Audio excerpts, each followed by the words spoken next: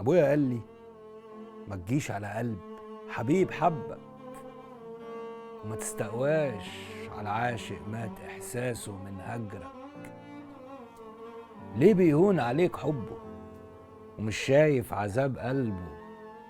ليه تفتح له تاني الباب وتجدد امل برجوع، وفجأة تسيبه بالحيرة يعيش في عذاب وتاني يتوه ويمشي في سراب هجرك؟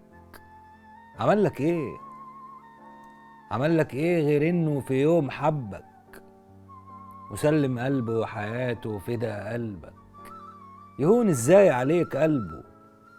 ده اكتر حد في الوجود حبك وعلى استعداد يشيل الهم من اجلك، يقوم ويثور يهد الكون عشان قربك.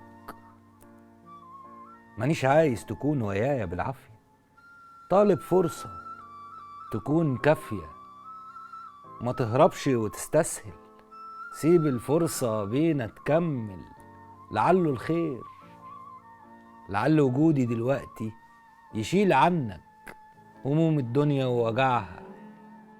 سيبيني ادخل في احزانك، اشاركك كل اهاتك، اشيل وياكي وتشيلي، اكيد هنكون ببعض اقوى. كفايه يا بعض،